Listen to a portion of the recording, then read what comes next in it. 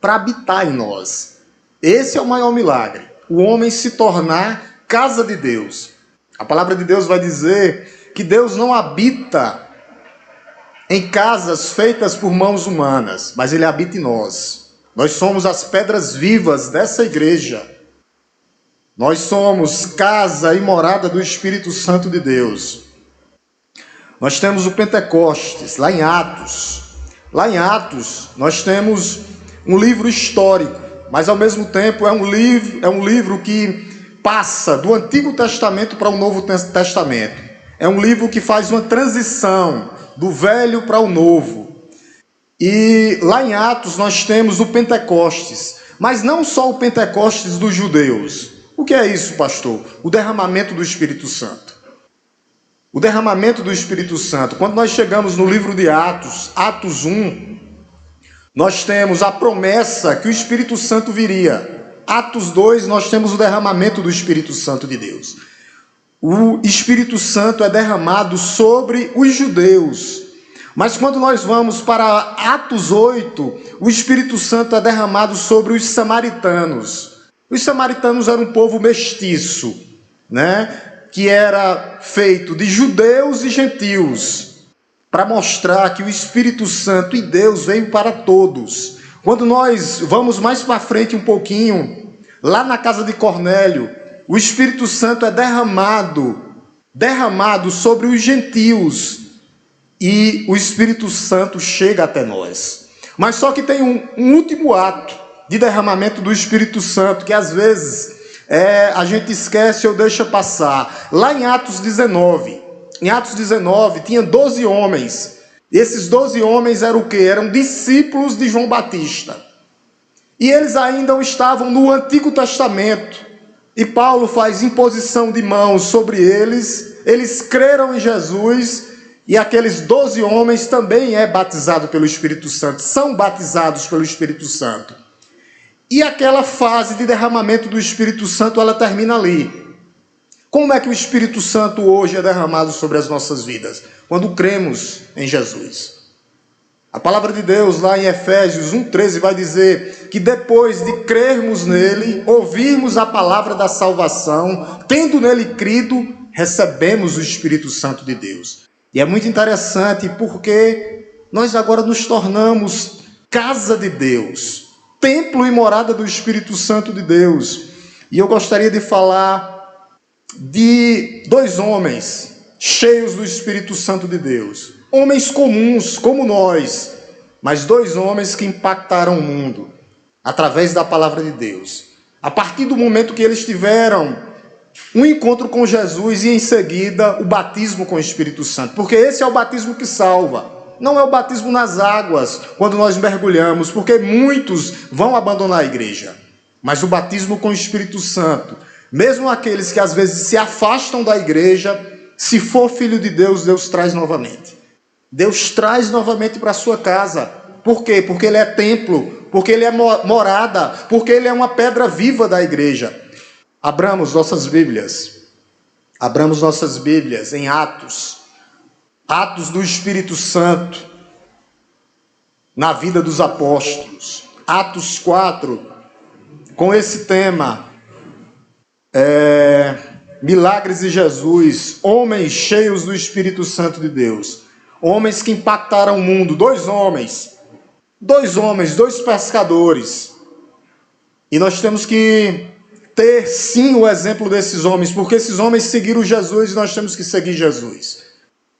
Atos do Espírito Santo de Deus, na vida dos apóstolos, capítulo 4, do verso 8 até o 20. Eu vou ler os pares e gostaria que a amada igreja lesse os ímpares.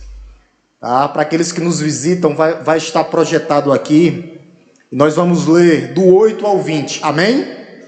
A palavra de Deus diz assim: Então Pedro, cheio do Espírito Santo, lhes disse, autoridade do povo e anciãos: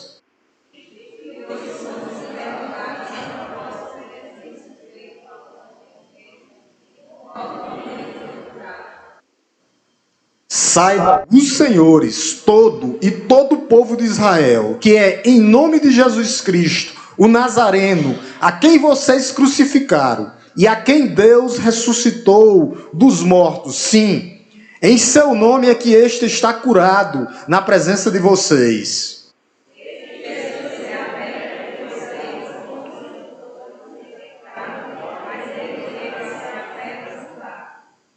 E não há salvação em nenhum outro. Por quê?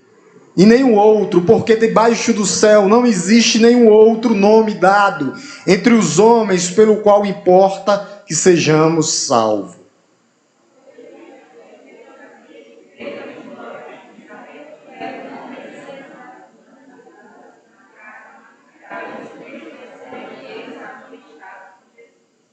Vendo o homem que havia... Opa, eu estou agora no 14, obrigado.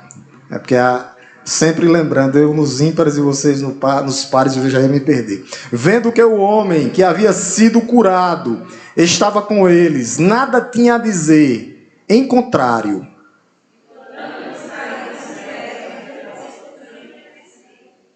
Dizendo, que faremos com estes homens? Pois todos os moradores de Jerusalém sabem que um sinal notório foi feito por eles, e não podemos negar.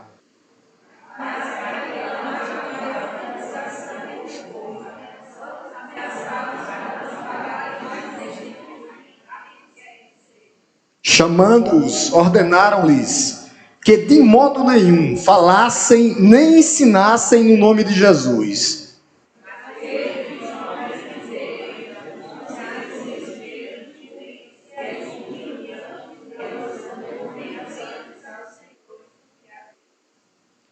Vamos ler o versículo 20, a igreja completa, vamos lá? Está aqui, ó, projetado. Pois não... Essa é a missão da igreja. Deixe sua Bíblia aberta nesse capítulo completo 4 aqui, que nós vamos tirar alguns pontos para mostrar homens cheios do Espírito Santo de Deus. Homens usados tremendamente pelo Espírito Santo de Deus. E a missão da igreja é essa. A missão da igreja está aqui no verso 20. Pois não podemos deixar de falar das coisas que vimos e ouvimos. Esse é o papel da igreja. Falar, pregar, anunciar o que Cristo fez por nós. Não é o que eu faço, não é o que eu sou, mas o que Cristo fez por nós na cruz do Calvário. Esse é o papel da igreja. Cada um individualmente, pregando, anunciando. Essa é a marca de uma igreja cheia do Espírito Santo de Deus. Esse é o maior milagre da igreja. É a igreja ter essa ousadia para falar, para pregar, para anunciar. Cristo vive. Cristo vivo, não Cristo morto. Quando nós vemos aqui o Pentecostes, ele é o divisor de água na vida desses homens. Pedro e João. O divisor de águas. Esses homens, antes, eles estavam numa casa, com medo, presos, transtornados, acuados, porque havia uma perseguição. Mas esses homens, depois de habitados com o Espírito Santo de Deus, transformaram o mundo. Transformaram tanto o mundo que hoje nós estamos aqui falando deles. E hoje a igreja, uma igreja cheia do Espírito Santo de Deus, tem o poder de mudar o mundo. O que nós devemos fazer, versículo 20... Nós não podemos deixar de falar das coisas que vimos e ouvimos, o que Cristo fez por nós, quem nós éramos, aonde nós estávamos e o que é que nós estamos fazendo hoje, em prol desse reino. Eu e você, o próprio Senhor Jesus vai dizer que o que nós ligarmos aqui na terra será ligado no céu.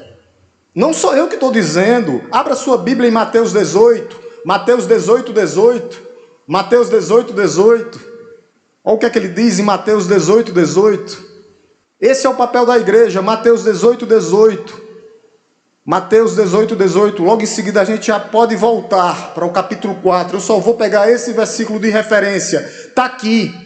Mas abra sua Bíblia. Olha o que é que ele diz. Esse é o papel da igreja. Não é de Pedro. Não é do Papa que é sucessor, não. A igreja quem é a agência de Deus aqui na terra para fazer essa ligação. Olha o que é que ele diz. Em verdade lhes digo que tudo que ligarem na terra será ligado nos céus, e tudo que desligarem na terra terá sido desligado no céu. A palavra é forte. É justamente isso. Quando a igreja prega o evangelho de Deus, ela está fazendo uma ligação direta com o céu. Quando a igreja deixa de pregar, desliga. É igual a tomada. Eu vou até pegar a tomada aqui para servir. Desliguei. Não estou falando do evangelho. Estou falando do evangelho, liguei. Luz. A luz chega. Esse é o papel da igreja. Isso é Jesus que diz para a sua igreja. Nós não podemos deixar de falar das coisas que vimos e ouvimos, de pregar esse evangelho. Esse evangelho ele tem poder de transformar a sociedade. Ele tem poder de transformar a cultura. Ele tem poder de transformar a política, sim. Agora, a política não tem poder de transformar o homem. A cultura não tem poder de transformar o mundo, o homem. E nem o mundo tem poder de transformar o homem. Mas o evangelho tem poder. Somente o evangelho tem poder de transformar. E isso era uma promessa de Jesus, desde o Antigo Testamento, que o Espírito Santo ia ser derramado. Em quem? Naqueles que creem em Jesus Cristo. No Antigo Testamento havia uma promessa, Ezequiel, que o Espírito ia ser derramado, que ele ia tirar o coração duro do homem e tirar o coração de pedra e colocar um coração de carne. E no Novo Testamento o que é que acontece, pastor? O cumprimento da promessa, em Pentecostes. Mas hoje como é que eu recebo o Espírito Santo de Deus? Quando você crê, tendo nele crido, ouvido a palavra, você recebe o Espírito Santo de Deus. Essa confusão todinha aqui que acontece no capítulo 4 é porque Pedro e João tinham curado um coxo, 38 anos coxo. Está no capítulo 3. Esse é o fundo. Essa aqui é o que vai trazer a introdução para tudo que nós vamos falar hoje. Pedro e João, havia um coxo, 38 anos, na porta da igreja. E o que é que eles dão para ele? O evangelho. Ele diz: eu não tenho ouro e nem prata, mas o que eu tenho eu te dou. Levanta-te em nome de Jesus. O evangelho é poder para curar. O evangelho é poder para transformar o pior dos pecadores. Ele transforma, ele muda. Quando nós pegamos Pedro, um homem simples. Pedro era um pescador da cidade de Betsaida. Um homem inculto, a palavra de Deus vai dizer aqui, sem estudo. Um homem com defeitos, um homem impulsivo, agia sem pensar, negou Jesus 3 vezes. Quando começou, certa feita, a andar sobre as águas, ele olhou para os lados, olhou para as tribulações e afundou. Jesus pegou ele lá do fundo, tirou, resgatou ele. Ele não confiou em Jesus. Naquele momento era um homem simples. Quis repreender Jesus, dizendo: não, Jesus, você não vai à cruz. Jesus olhou para ele e disse: arreta-te de mim, Satanás. Se Jesus não fosse para a cruz, nós não estaríamos aqui hoje. Aí ele disse para Pedro: eu não deixei Satanás te peneirar, porque eu sou zeloso, eu sou misericordioso. Era um homem com medo, um homem inculto, um homem agitado. Mas depois da conversão, esse homem impactou o mundo. Esse homem se tornou um dos pilares da igreja. A primeira pregação de Pedro, 3.000 convertidos. Olha o poder do Espírito Santo. O que o Espírito Santo faz? Vocês lembram que Jesus diz lá em João 14? Obras maiores farão aqui, Jesus, quando ascendeu os céus, 120 foi convertidos, depois 500. E Pedro, na primeira pregação dele, 3.000 pessoas foram convertidas. Segunda pregação, 5.000. E quando você vai aí, para o capítulo 4, 32. Deixe no capítulo 4, vamos tirar algumas coisas daqui. Olha a quantidade de gente que era aqui, 4:32. 4:32. Olha o que é que ele diz, da multidão. Está aqui, da multidão dos que creram, era um coração e uma alma. Já era uma multidão. 3.000, 5.000, uma multidão. Um homem usado pelo Espírito Santo de Deus. Por isso a igreja tem que ser cheia do Espírito Santo de Deus, para ser uma igreja usada, para que Jesus possa nos usar como instrumento de Deus. A mesma coisa com João. João era um menino imaturo, não é a questão de idade, mas João, antes de ser convertido, era um pescador. irmão de Tiago, imaturo, queria mandar descer fogo do céu para matar os samaritanos. Senhor, quer que mande descer fogo do céu ou a imaturidade? Aí Jesus disse: João, não faça isso não. Queria empatar as pessoas de pregar e de expulsar demônios. Aí Jesus olha para ele e diz: quem não é contra nós é ao nosso favor, João. Era um menino imaturo, mas depois que o Espírito Santo de Deus batizou aquele homem lá em Pentecostes, ele mudou, se tornou o discípulo amado de Jesus. Escreveu 5 livros, o Evangelho, 3 cartas e Apocalipse. E nós estamos falando dele nessa noite. A importância desse homem. Esse homem foi tão importante que Jesus deixou a mãe dele para ele tomar de conta. Mulher, eis aí o teu filho. Homem, eis aí a tua mãe. É muita responsabilidade. Você ascender aos céus, o Filho de Deus, e deixar a sua mãe para tomar de conta. Esse é o poder do Evangelho. É isso que o Evangelho faz. É isso que o Espírito Santo faz. Mas, ao mesmo tempo, uma igreja cheia do Espírito Santo, ela vai atrair também perseguição. Olha o que é que diz no verso 4:1. Nós vamos só em alguns versículos, tá? Para a gente entender o texto. 4:1 e 2. A perseguição que surgiu para esses homens. Enquanto Pedro e João ainda falavam ao povo, chegaram os sacerdotes, o capitão do templo e os saduceus, ressentidos porque os apóstolos estavam ensinando o povo e anunciando em Jesus a ressurreição dentre os mortos. Então, esses homens estavam o quê? Ressentidos. Os falsos religiosos, a inveja dos religiosos. Os saduceus, eles não criam na ressurreição. Aí já pensou? Já começa a questão do erro dentro da igreja. Porque se Cristo não tivesse ressuscitado, em vão seria a nossa fé. Nós lembramos aqui, os sacerdotes aqui eram os fariseus. Os fariseus tinham feito da casa de Deus um covil de salteadores. Era uma casa que havia só ladrões. Eles trocaram a casa de oração por uma casa de venda. Eles vendiam. E Jesus vai de encontro com esses homens. Havia o capitão do templo também que falou aqui. Aquele que foi atrás de Jesus para prender Jesus. Mas esses homens, eles disseram, vocês foi quem negaram o justo, o santo. Vocês trocaram Jesus por Barrabás, o assassino. Eles vão dizer isso lá no verso 3, no capítulo 3. Vocês trocaram Deus, vocês trocaram o autor da vida. Então, a igreja cheia do Espírito Santo, ela atrai o quê? Pecadores, para nascer de novo. Cheia do Espírito Santo, ela traz pessoas para nascer novamente. Mas a igreja também vai atrair o quê? Perseguidores. O tanto que nos já perseguiram essa igreja durante esses 51 anos. Mas ela está de pé, porque Deus é o dono da igreja. Deus é quem sustenta a sua igreja. Lembrando que nós somos instrumentos, mas ela vai atrair perseguidores. Por quê? Porque nós estamos na contramão do mundo.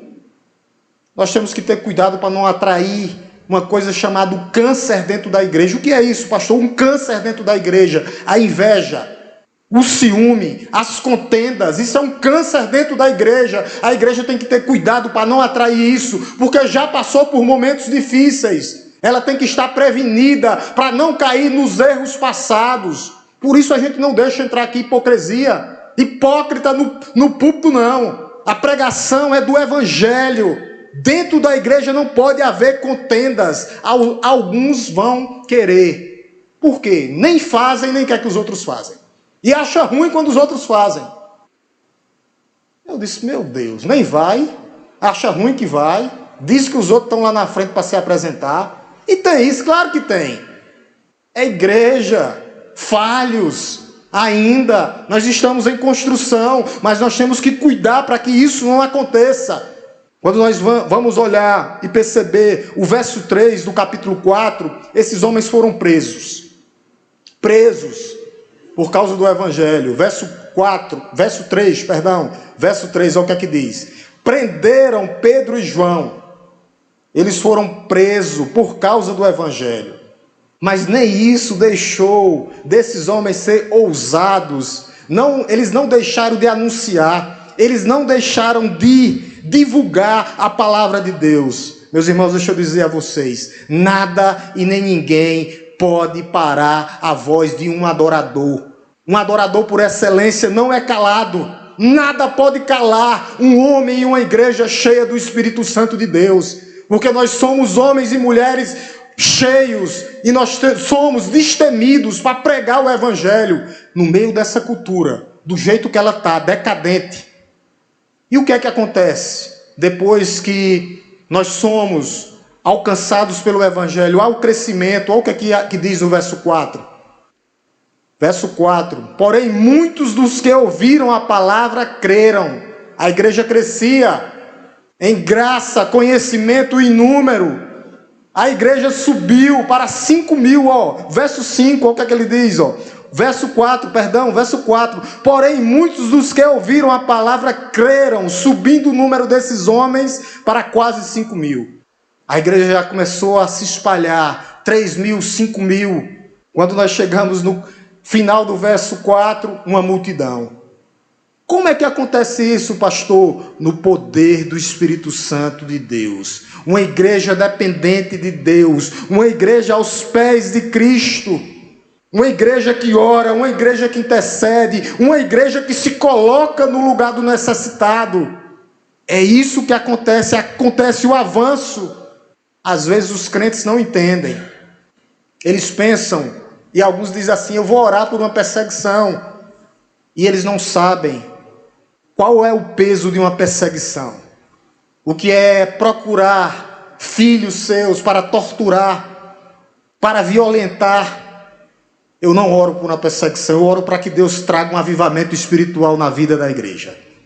Eu oro para que Deus nos dê estratégias para que pessoas sejam salvas através das nossas vidas, com a Bíblia na mão, pregando o evangelho da salvação. É por isso que eu oro. Eu oro para que pessoas e almas sejam rendidas ao Senhor. Eu oro por isso, eu não oro por uma perseguição. Nós temos um país livre, que nós podemos entrar nas casas, como nós entramos ontem, lá no Samambaia. Nós temos essa oportunidade e ainda aproveite o seu vigor espiritual, seja cheio do Espírito Santo, que Deus possa lhe dar estratégia para que você possa ser usado e o instrumento de Deus para que pessoas sejam alcançadas. A razão principal de Deus é salvar o ser humano. É salvar o ser humano. Porque se fosse só aqui, isso aqui é transitório, é passageiro. Jesus disse que não ficará pedra sobre pedra, mas há algo maior e melhor que nos aguarda, que é o céu. O céu nos aguarda, a segunda vinda de Cristo se aproxima. Os líderes religiosos perguntaram em nome de quem esses homens pregavam. No verso 7, olha o que é que eles dizem. Verso 7, 4, 7. Ele diz assim: e colocando os apóstolos diante deles, perguntaram: com que poder ou em nome de quem vocês fizeram isso? Qual o contexto? Eles tinham levantado um coxo, está lembrado? Capítulo 3, depois os irmãos lêem em casa. João vem, mas Pedro, entrando na porta do templo, não era a sinagoga, era o templo mesmo, eles já saíram para pregar. E estava lá um coxo, 38 anos, um pedinte, pedindo dinheiro. E pediram dinheiro a Pedro e a João. E João e Pedro disseram: eu não tenho ouro nem prata, mas o que eu tenho eu te dou. Levanta-te em nome de Jesus. É isso que nós temos que dar ao povo. É isso que nós temos que dar ao povo. Levar a palavra de Deus para que pessoas sejam curadas espiritualmente, saradas espiritualmente.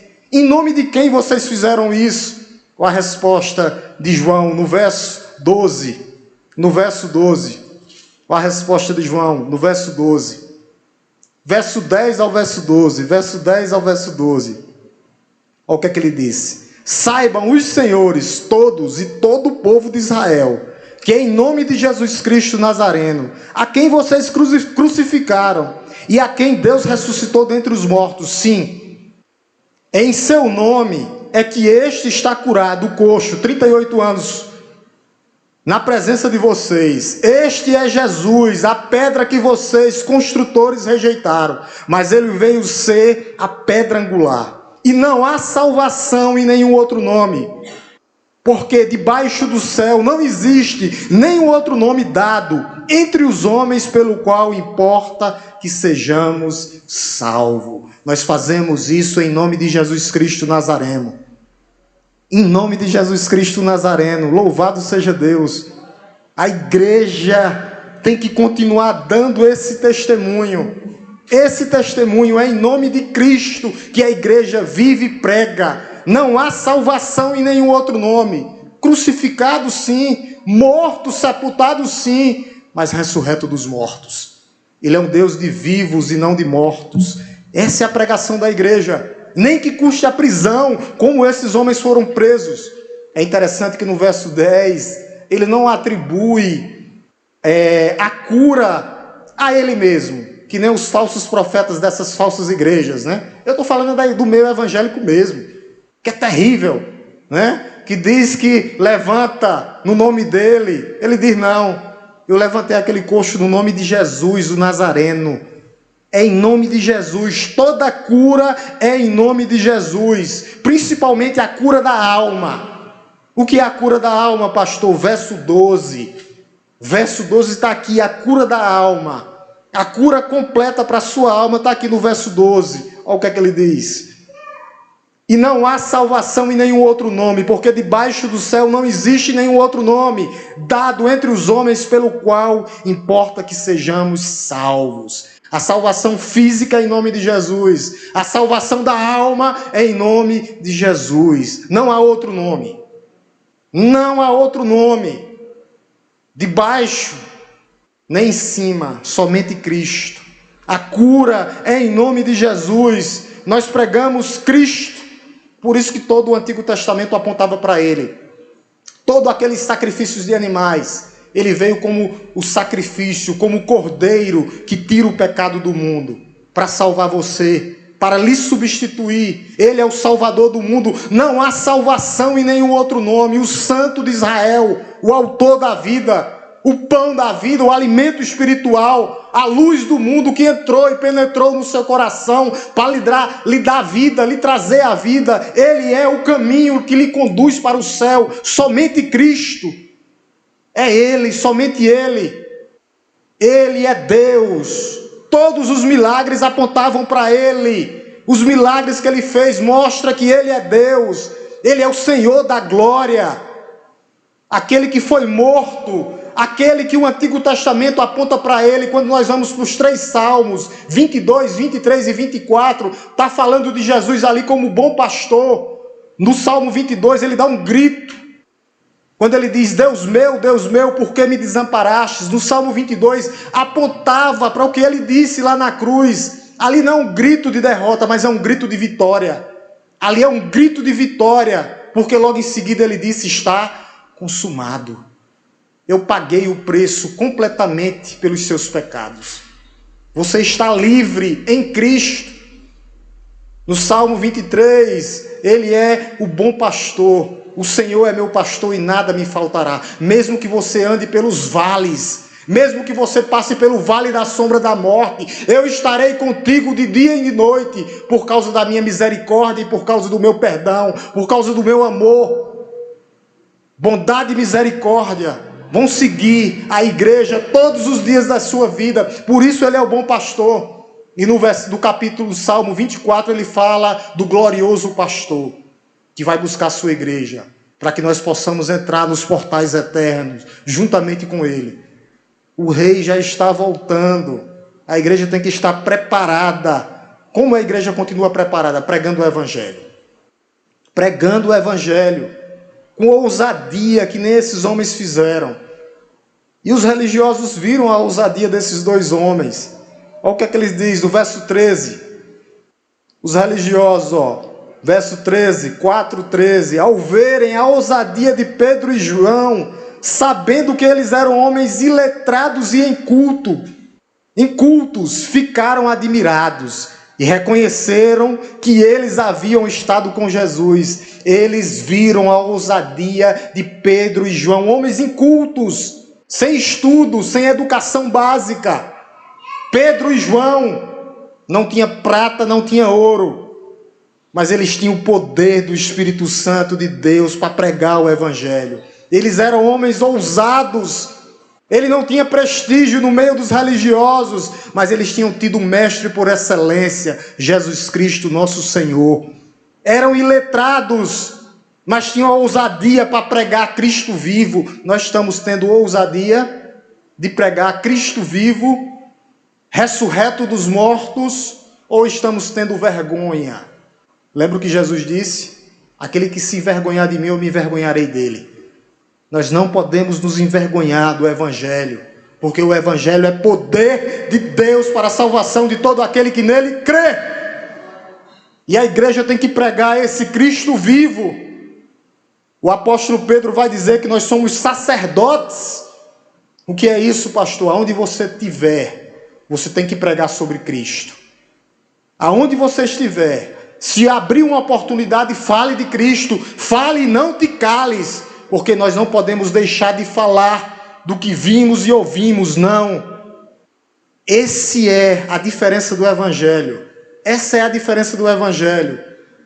Transformar homens e mulheres como nós. Como Ele fez um dia com as nossas vidas. É transformar um cego espiritual. É trazer um cego espiritual e abrir os seus olhos e dar vista. E agora nós vemos. E agora nós sabemos para onde vamos. E agora nós sabemos que caminho nós devemos seguir.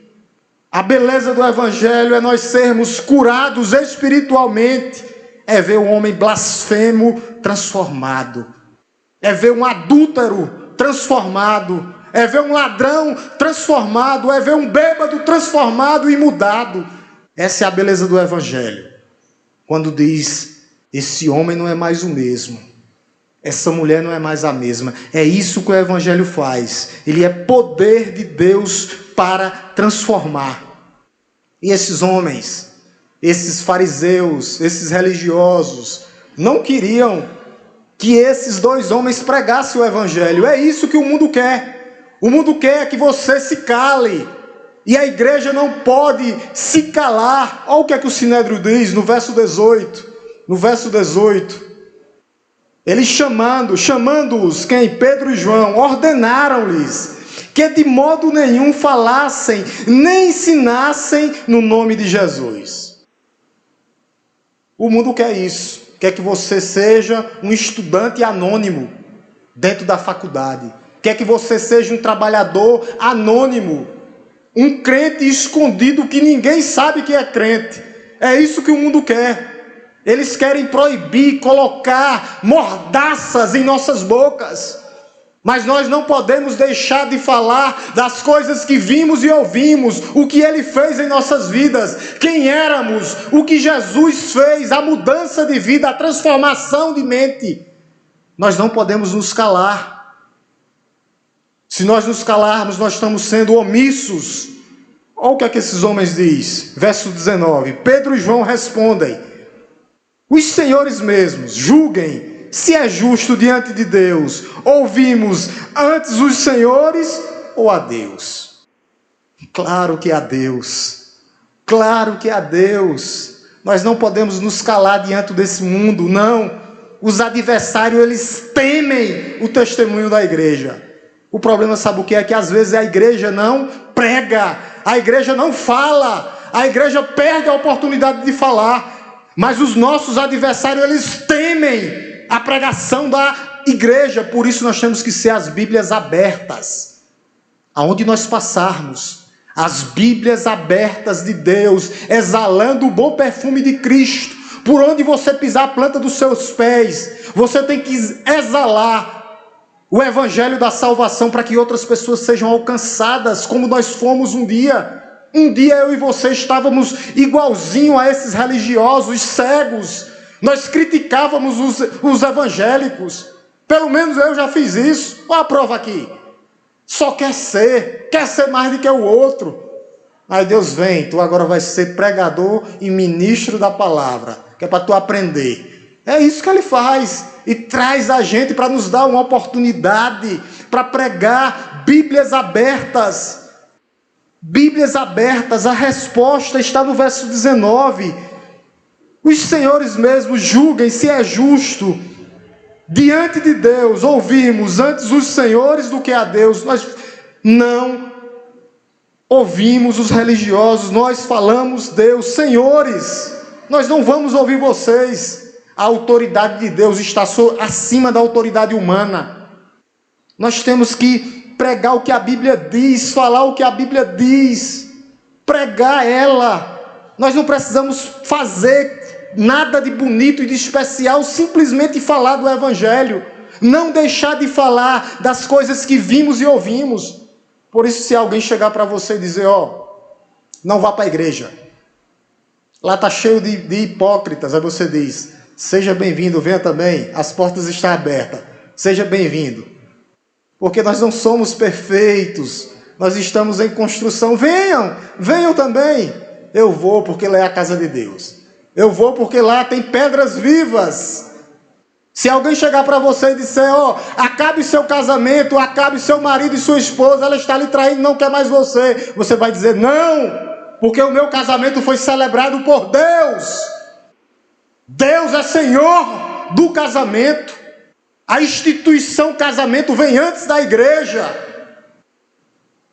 Deus abomina o divórcio. Por isso esses homens eram hipócritas e disseram, deixem de falar. Vocês lembrem das parteiras hebreias? Elas ouviram quem? O faraó ou a Deus? Elas continuaram. Moisés nasceu da mão das parteiras, porque elas não ouviram o mal, elas ouviram o que Deus mandou. Daniel não se curvou, foi lançado na cova dos leões, mas não se curvou, não deixou de fazer suas orações 3 vezes ao dia, não se curvou. Os amigos de Daniel foram jogados na fornalha quente, mas não se curvaram diante de falsos deuses. É isso que a igreja faz, é isso que uma igreja cheia do Espírito Santo faz. Não se curva diante do mundo, não se curva diante de governos corruptos, não, mas ela se curva somente diante do Deus vivo, Jesus Cristo nosso Senhor. João e Pedro não poderiam deixar de falar das coisas que viram e ouviram, de fatos que eles viram. Esses homens foram transformados, esses homens foram conquistados pelo próprio Deus. E nós estamos hoje aqui, sabendo, meus amados, eu sempre venho dizendo isso e eu vou repetir, nós não estamos num parque de diversão, não, é com a espada na mão, preparados, é uma guerra aí fora, uma guerra, há uma labuta contra o mundo, contra principados e potestades. Ao mesmo tempo que nós andamos por aí, nós não estamos numa redoma de vidro. Vai aparecer perseguições, aflições nas nossas vidas, sim, mas às vezes elas são pedagógicas, elas são para nos ensinar, elas são para nos maturar. Nós estamos passando por isso porque nós estamos no processo de amadurecimento até a volta do Senhor. Deus está aperfeiçoando o nosso caráter, está aperfeiçoando a nossa vida, está nos sustentando, nos direcionando. Tudo isso é um preparo para que nós possamos estar aos pés de Cristo, para que na volta do Senhor nós possamos estar diante do trono de Deus. É um preparo, é um caminho. Vocês lembram do filho pródigo? O filho pródigo vendeu tudo que tinha, perdeu tudo que tinha. Pediu sua herança antes do tempo, perdeu tudo que tinha. Teve que ir aos porcos, comer com os porcos, alfarrobas, até que se lembrou da casa do Pai. Até que se lembrou da casa do Pai. Se lembre que você está na casa do Pai. Não é por acaso que você chegou até aqui hoje. E Deus está com as mãos abertas para lhe receber. Venha para a casa do Pai. Aqui é o melhor lugar do mundo. Aqui é o melhor lugar do mundo. Davi disse que queria só estar na porta da casa de Deus. Ele queria estar simplesmente na porta, abrindo e dando paz do Senhor aos irmãos que estavam entrando. Davi, um rei, naquele tempo ainda era tenda, mas ele queria estar na porta da tenda. Na porta da tenda, dando paz do Senhor aos irmãos que estavam entrando na casa de Deus. Meus irmãos, que nós possamos pensar em algumas coisas, como implicações para as nossas vidas, diante desse texto tão poderoso que fala aos nossos corações. E eu quero incentivar você a você permanecer na igreja de Deus, nas tribulações. Não fuja da igreja, não fuja da casa de Deus. É na igreja de Deus que brotam as soluções para os nossos problemas. Às vezes uma palavra do irmão vai nos reanimar e nos reavivar. A brasa não pode estar longe do braseiro, não, senão vai apagar, vai apagar. A segunda coisa é que uma igreja cheia do Espírito Santo, ela busca a Deus em oração comunitária. Ela ora em casa, mas ela ora junta. Nós temos que orar mais coletivamente, abandonando qualquer tipo de ira, de desavença que haja, de murmuração nos nossos corações. Às vezes nós murmuramos sem necessidade. A oração é a arma de guerra do povo de Deus. Ore sem cessar. Coloque todas as suas necessidades em oração na presença de Deus. Terceiro, uma igreja cheia do Espírito Santo, ela clama ao único Senhor. Porque o Deus, nosso Deus, é um Deus único. É um Deus vivo. Lembre-se de colocar as suas necessidades nas mãos de Deus. Peça em nome de Jesus e Ele lhe responderá. Nas orações, peça. Está precisando, bata a porta vai ser aberta. Bata a porta que a porta vai ser aberta. No seu tempo não, no tempo de Deus. Deus nos dá todas as garantias. Quarto, a maldade humana não frustra os planos de Deus. Deus é soberano. Juntou Pôncio Pilatos, Herodes, os romanos e os judeus, crucificaram Jesus. Mas aquilo ali estava na soberania de Deus, porque Ele tinha que substituir você na cruz do Calvário. Se você está aqui hoje é porque Ele lhe substituiu na cruz do Calvário. Deus é soberano sobre todas as coisas. Ele está com as rédeas da história, das suas histórias nas suas mãos. Se coloque diante dele nessa noite, com toda a dependência, com todo o seu coração quebrantado, contrito, compungido diante de Deus. Diante de Deus, coloque-se diante de Deus. Quinto, a igreja não pode, de certa forma, entre aspas, com algumas reticências, pedir para cessar os problemas. Esses homens não pediram para cessar os problemas, mas eles pediram para que Deus estivesse com ele nos problemas, que dessem ousadia a eles dos problemas, porque os problemas passarão, as nuvens vão se dissipar, o sol vai voltar a raiar. Coloque a sua situação diante de Deus nessa noite. A quem eu vou pedir, pastor? Ao pastor não. Peça a Ele, que Ele tem todo o poder para lhe responder. Peça no nome de Jesus. Sexto ponto. Muitas igrejas hoje estão mudando o evangelho. Esse evangelho que esses homens pregaram. A cruz de Cristo, arrependimento e confissão de pecados, novo nascimento, justificação pela fé em Cristo. Muitas igrejas estão trocando pelo evangelho da prosperidade, trocando Jesus e colocando o homem como centro da pregação. E isso é uma falha.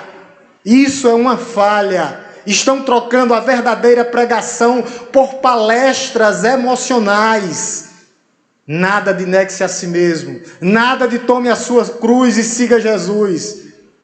Essas igrejas, elas vão pagar um preço, porque elas trocaram a cruz de Cristo pelo evangelho do coach. Você pode. Olhe para dentro do seu coração. Que mentira. Teu coração é enganoso. Vai olhar para dentro dele para tu ver. Vai fazer a tua vontade para tu ver o que é que vai acontecer.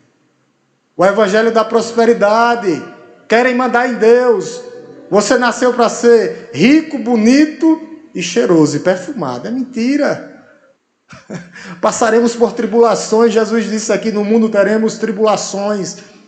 Eles trabalham com tripé. Aí é bem facinho de pegar o tripé deles, dos falsos profetas. Saúde. Tem alguém doente aqui ou alguém na família doente? Problema financeiro. Tem alguém aqui com falta de dinheiro? Ou não? E o quê? E família, os filhos. Aí ele pega nesses três pontos aqui. Ou alguém tem um problema na família, com seus filhos, ou com sua mãe, ou com seu pai. Ou tem problema financeiro, ou tem problema de saúde. É fácil demais enganar. Eu já pegava aqui, bem ligeirinho. Vou dar uma de falso profeta aí. Eu quero saber, eu vou te dizer, eu estou vendo aqui, que tem alguém que está com problema com seu filho, quase todo mundo, não é? É muito fácil enganar o povo de Deus. O povo cai fácil. A igreja tem que focar nisso aqui, ó. É na Bíblia. É a palavra de Deus. É a palavra de Deus, não os falsos profetas. É o que Deus diz através da sua palavra, das escrituras sagradas. Não é o que os falsos profetas dizem. Por isso muitos se perdem no meio dessa caminhada. A igreja tem expectativa de milagres, sim, milagres do céu, milagres do alto. O que aconteceu com nós? Nós estávamos mortos e Deus nos deu vida, sendo ainda nós pecadores. Conversões verdadeiras, curas físicas, como muitos já foram curados de câncer, sim, mas através do poder de Deus. É Jesus que faz, não os falsos profetas. A Bíblia é o que a Bíblia diz, não o que esses homens dizem. Nós não podemos nos enganar, mas olhar para a palavra de Deus. Ela é quem nos orienta. É o nosso guia de regra, prática e fé. É ela que nos conduz. Uma igreja cheia do Espírito Santo está revestida da palavra de Deus. Tem autoridade, sim, com a palavra na mão. Com a espada na mão, com a espada na mão, abra o texto, leia o texto, que pessoas vão ser transformadas. Não é o que eu digo, o que eu penso ou o que eu fiz, não, mas com a Bíblia na mão. Uma igreja cheia do Espírito Santo usa a autoridade de Deus, e a palavra de Deus é a autoridade sobre essa igreja. É o primeiro princípio bíblico batista. As escrituras, está acima da igreja. Tem alguns batistas que não sabem disso. As escrituras sagradas, elas é autoridade, ela é a autoridade máxima, não é o pastor, mas o que Deus deixou na sua palavra. Por isso nós não podemos deixar de falar das coisas que vimos e ouvimos. Naquele dia nós mostraremos as nossas mãos. Lembre-se que o Evangelho é poder de Deus. Poder de Deus para a salvação de todo aquele que nele crê. E lembre-se que todo cristão é um missionário. Ele pode não ser um evangelista, mas ele é um missionário. Lembram no derramamento do Espírito Santo? Lá em Pentecostes ele diz, serão minhas testemunhas, Jerusalém, Judeia, Samaria, até os confins da terra. Serão minhas testemunhas. Nós somos as testemunhas, as Bíblias abertas. As Bíblias abertas. Nós somos as Bíblias abertas. As Bíblias abertas. Não perca a concentração. O foco é o púlpito nesse momento. Não é o lado esquerdo nem o direito. Mas a pregação da palavra. Por isso que Pedro afundou. Porque olhou de lado. Porque olhou de lado. Porque olhou de lado. A vontade de Deus nessa noite é que você seja um homem e uma mulher cheia do Espírito Santo de Deus. Que você possa ler mais a palavra de Deus. Que você aproveite todas as oportunidades para falar de Cristo. Cristo vivo. Ele vive. Ele tem todo o poder, toda a autoridade nos céus e na terra. E para você que ainda não é crente, a vontade de Deus nessa noite é que você seja salvo. O convite a você nessa noite é que você se arrependa dos seus pecados, que você confesse Jesus Cristo como Senhor e Salvador da sua vida, para que você possa ser salvo. Não há salvação em nem outro nome dado nos céus ou na terra que nós possamos chegar a Jesus, somente através de Cristo. Não perca a oportunidade que Deus está te dando de você vir até Jesus, de você confessar Jesus nessa noite. Eu já estou vindo para a igreja, pastor, eu já ouvi, já senti a vontade de ir. Venha, não perca a oportunidade. Nós não sabemos o que vai acontecer quando nós pisarmos o pé lá fora da igreja. Pode ser tarde ou amanhã, mas a ação do Espírito Santo de Deus é no tempo certo e na hora exata. O Espírito Santo, se ele fez queimar o seu coração nessa noite, eu convido a você para que você se renda a Jesus Cristo, para que você confesse Jesus Cristo, que você confesse com a sua boca, que você creia com o seu coração que ele ressuscitou dos mortos, para que você possa ser salvo. Se você sentir esse desejo, no final do culto me procure. Nós vamos orar pela sua vida. Vamos orar pela sua vida, porque é o único momento que há festa no céu, é quando um pecador se arrepende. Os céus ficam em festa quando o pecador se arrepende. Você está tendo essa oportunidade de ouvir a palavra de Deus. O que o Espírito Santo de Deus fez na vida desses homens. E esses homens impactaram o mundo. Nós estamos falando deles aqui nessa noite. E nós temos o poder, igreja, de impactar o mundo através do Evangelho. Com a espada na mão. Com a espada na mão. Sempre com ela e através dela. Para que pessoas sejam salvas para a glória de Deus. Vamos orar em nome de Jesus. Oremos. Te louvamos, Deus Todo-Poderoso, pela Tua palavra, pelo Teu milagre, ó Deus. Porque havia uma promessa no Antigo Testamento que o Filho de Deus nasceria desde Gênesis, ó Deus. E o menino nasceu. E na plenitude dos tempos ele veio ao mundo, ó Deus, passou 33 anos no mundo, cumpriu sua missão durante 3 anos, ascendeu aos céus, mas deixou o Consolador, o Espírito Santo de Deus que habita em nós. E hoje nós somos casa, templo e morada do Espírito Santo de Deus. E que o Senhor possa fazer morada, ó Deus, nesses corações que hoje visitam a Tua igreja.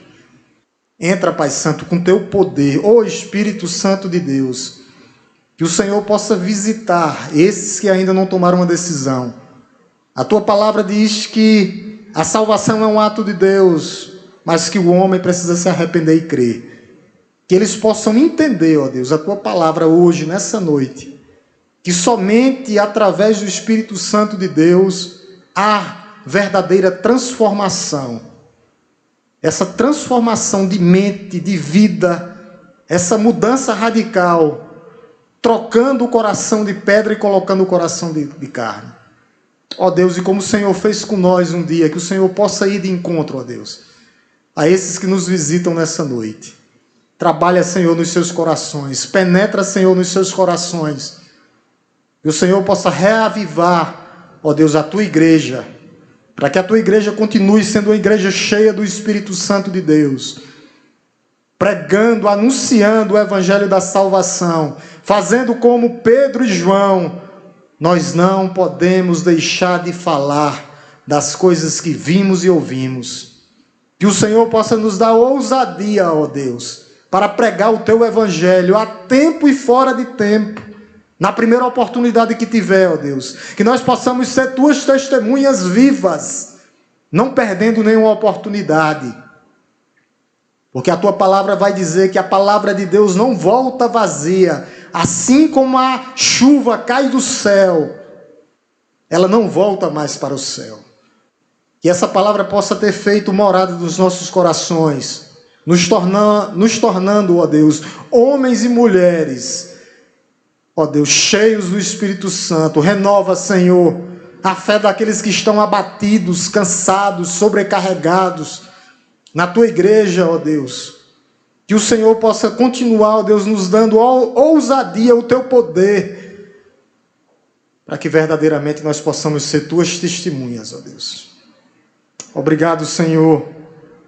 Obrigado, Senhor, por tudo que o Senhor tem feito em nossas vidas. Ó Deus Todo-Poderoso, em nome de Jesus, que o Senhor possa, ó Deus, nos usar para a honra, glória, louvor e adoração do teu nome, como instrumentos vivos teu. Que o amor de Deus Todo-Poderoso, Criador dos céus e da terra, que a graça redentora, salvadora, transformadora de nosso Senhor e Salvador Jesus Cristo, e que as doces consolações do Santo Espírito esteja conosco, não só hoje, mas todos os dias das nossas vidas. Oração silenciosa, a igreja se despede.